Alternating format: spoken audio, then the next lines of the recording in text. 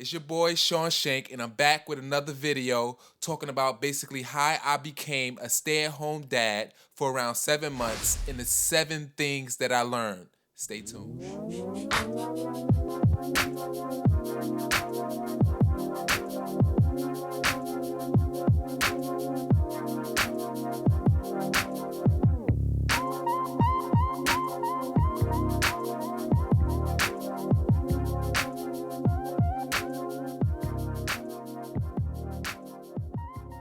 So basically, what was going on at the time is that I was working doing construction. I did hardwood floors, installing floors, swinging a hammer, nailing, cutting. I was basically a mechanic. I'm pretty good at it, pat myself on the back.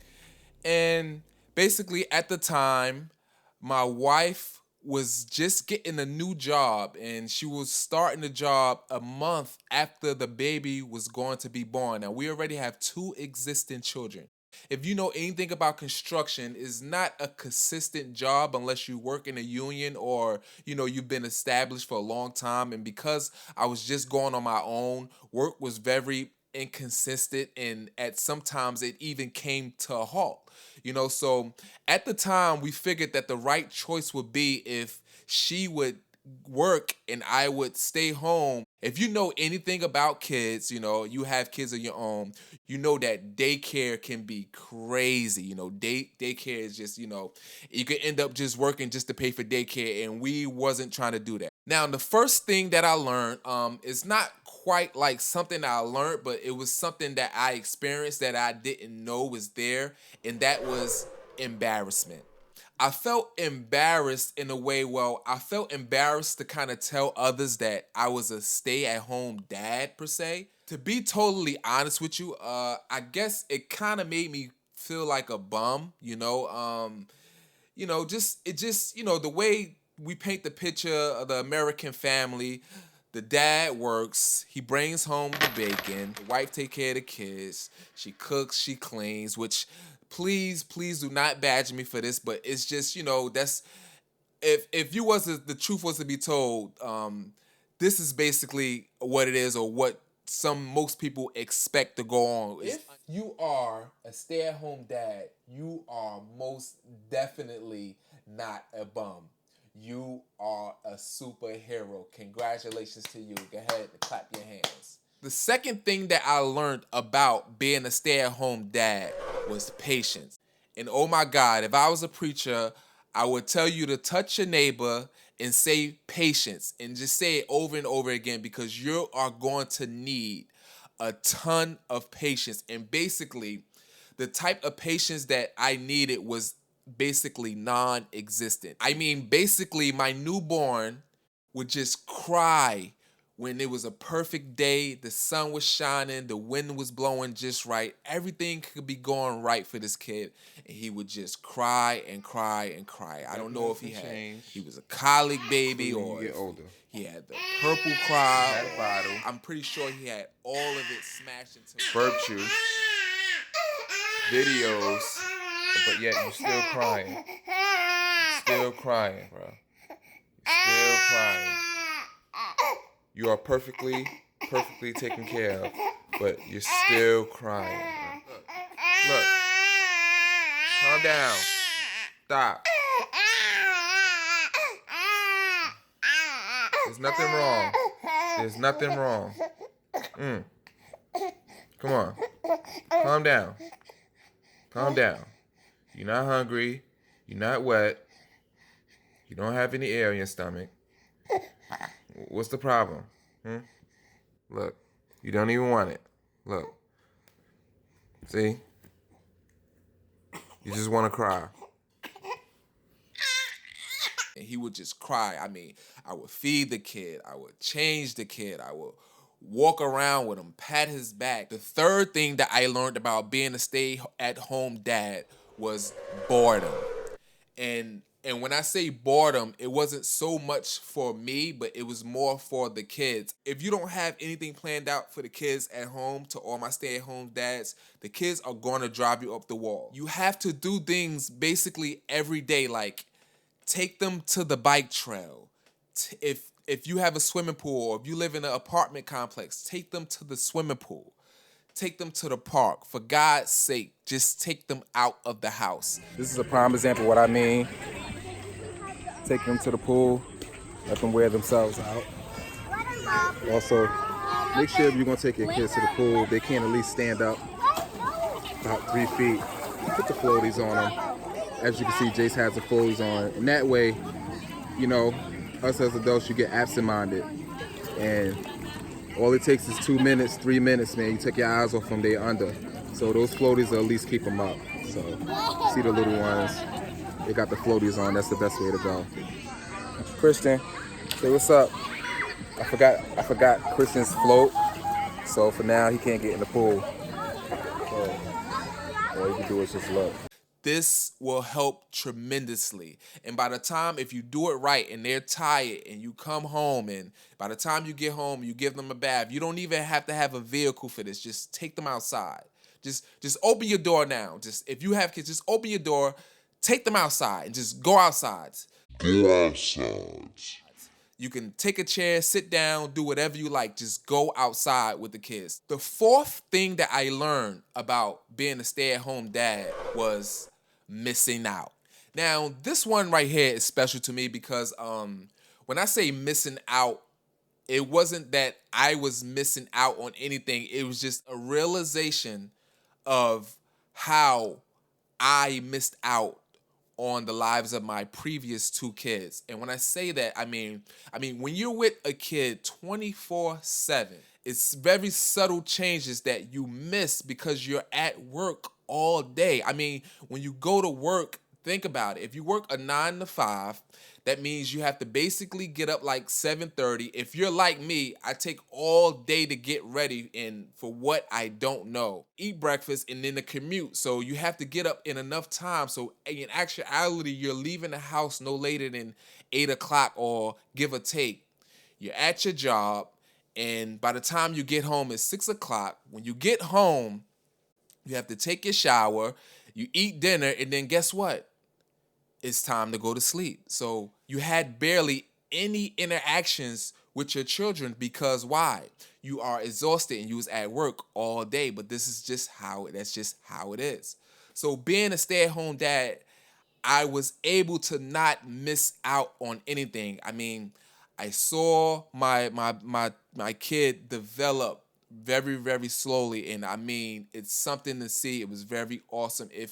If you are a dad and you are missing out on the very subtle things that your kids are doing, I mean, it's just, you have to experience. It's wonderful. It's beautiful. I mean, most of the time I will come home from my other 2 kids, and I would get home and my wife is telling me, "Oh, Serenity's walking now," and I missed her very first steps. I mean, she walked that day. I saw her walk that day, but I missed the initial steps. Same thing with my son, because I was just at work all day. But with Christian, I got to see him pick himself up for the first time and actually walk. I got to see him, well, before that, I actually got to see him crawl for the first time, That fast. I actually felt like I taught him how to crawl, which is a huge accomplishment. It was very satisfying. You get to hear them Good say their first job. words, and guess what? Yay. Guess what their first words gonna be?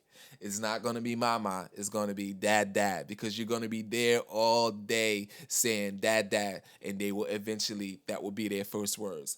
And even trickling down to my other 2 kids, I never missed a school meeting. I was always there for all of their meetings at school, any extracurricular things they had. I was just always available. I was at baby showers. I was the only male there at the baby shower. I was at every birthday party for their cousins and, everywhere. I was always available. I didn't miss out on anything, and I wouldn't trade it for the world. The 5th thing that I learned was time management. I pretty much had to finger this little joker all day, whether it was changing his diaper, giving him a pacifier, giving him a bottle, giving him snacks, or picking him up, walking him around, taking him there. I mean, he was just an extremely high maintenance baby. From 1 to 10, he was definitely a 10. I couldn't get nothing done.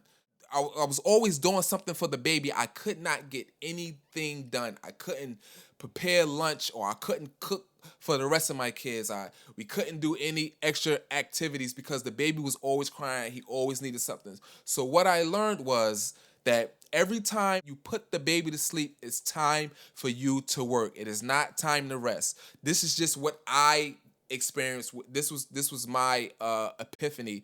You might be different. Maybe it's sleep for you. But every time I put the baby to sleep, I had to do something, whether it was loading the dishwasher, washing the dishes. Every time you went to sleep, I cleaned up a little bit. I would have to put the food on. Every time you went to sleep, it was something I had to do, or everything would eventually be chaotic. There would be clothes everywhere. The kids would be hungry. It's just, all the attention will go to the baby. So you have to manage your time if you are a stay-at-home dad. And like I said, even if you are a stay-at-home mom, this still applies. The sixth thing that I learned about being a stay-at-home dad was improvising. And I had to improvise a lot. I had to improvise. One day, let's say the baby ran out of diapers, and my wife didn't get off at work, and I had to improvise. I mean, it was a nightmare that day. I basically had to take one of my t-shirts and wrap him up a diaper style. I mean, he looked like a sumo wrestler. I mean, but it was nothing that I could do. Question. Please comment down below if this ever happened to you, where you were stuck at home with the kids, or with the baby, and you ran out of wipes, or you ran out of Pampers. What was the best thing that you did, or how did you handle the situation? Please comment down below. What are some hacks that you can do if you run out of diapers at home and there's no way for you to get them, or you run out of wipes? What did you do? One thing I had to improvise was with the bottle. See, Christian, he wanted you to hold the bottle in his mouth all day while you're holding him, while you're rocking him, while you're standing up. So what I would do is he wouldn't stay asleep. It was a period where he would not stay asleep unless it was a bottle inside of his mouth while he was physically drinking the bottle while he was asleep. How do the baby drink a bottle while he sleep? I have no idea. It still puzzles me to this day. So what I had to do was, because he's sleeping and he requires a bottle to be in his mouth, I couldn't hold the bottle 24/7. So what I did was, I wrapped his face up some type of way where I did not hurt the baby. He was able to breathe. I wasn't suffocating him. I would show a picture about now of how I had him wrapped up, and it was pretty much holding the bottle in his mouth so I wouldn't have to hold it. And now, after it's all said and done and he can hold his bottle, I find out that there is something for this. Oh my God, I wish I would have saw this a long time ago. It would just save me so much of a headache. I'm just kicking myself in the head right now. The seventh thing I learned about being a stay-at-home dad was compassion. I became super lenient. I would let them slide for different things. I just was kind of being a punk dad. I found myself not being able to punish them. I don't know what exactly took place, but I would just always give them endless amount of chances. I would give them chance after chance after chance after chance. So, quick story. One day, my daughter is playing a video game with my son, and she ends up winning the video game, and my son is a sore loser, so he gets fighting mad. He gets so mad he strikes her. And when he struck her, that's when I knew. I'm like, oh man, I have to do something. I have to punish this joker. I don't know what I'm gonna do. I have to punish him. Like, you can't just, he hit her and you let it slide. Like, first of all, you don't hit females. Second of all, you don't hit your sister. And third of all, you don't hit at all, So basically what happened was, I called him to the room and I had the belt in my hand. And, I was about to whip him on his behind. And he came in the room and he was already crying and hysterical because he heard the jingling of the belt, And he came in the room hysterical, and I closed the door and I had him. He's crying, and I'm just like, my mind is just racing at a million miles per hour. And I'm just like, I couldn't bring myself to do it. So what I did was I said, listen, Jace, what we're going to do is I'm going to strike the bed a couple of times, 3 or 4 times, and you're going to act like that I whooped you, and you're going to go outside and you're not going to smile, you're not going to laugh. And that's what I did. I began to strike the bed. Pow, pow, pow, pow. And I act like I woke them and I faked a butt whipping. If you ever done this before, please comment down below and let me know. And I know it's kind of crazy, but that's what I did. So after he left the room, of course, my daughter, she was happy, smiling, glad that he got disciplined. But actually, nothing really happened, nothing happened. Okay, so if you made it this far, let me know down in the comments below some of the things you may have experienced that I have experienced, some of the things that you may have learned about being a stay-at-home dad, and some of the things you could probably share with me, that could have made my life easier, but of course, I'm not a stay-at-home dad anymore. I do have a babysitter. Thank you, Mom. You're saving me hundreds of dollars. Now, my kids are hungry. I hear them in the room. The baby's crying. I basically have to go cook something right now. I got off work not too long ago. My wife is at work. We pretty much trade shifts now. And if you want my kids to eat right now, if you want them to eat right now, I want you to please click that subscribe button so my kids can eat right now. Sean Shank checking out. Thanks for tuning in, and don't forget to subscribe. Hey, if you're still watching this, real quick, I have a bottle of water. I just drank the bottle of water. And you might be asking, what's so significant about the bottle of water? So since we're on the topic of, parenting, you might notice on this bottle of water, it's my name. And I don't know if you can see that, but it's my name. And the reason why my name is there, because if you know anything, if you have any kids and you have bottles of water or any type of drink, what happens? You find a million of these hanging around the house, halfway drunk out of her. Some of them was just had a sip taken out of it. And what I require my kids to do is every time you get a bottle of water, please initial your name at the top. That way, you're going to find a bottle sitting here. And when you find the bottle, oh, it's Jace's. Jace, this is your water. You find another bottle? Oh, it's Serenity. Serenity, come get your water. Hey, sometimes I find the bottle and it's mine. Problem solved. You're welcome.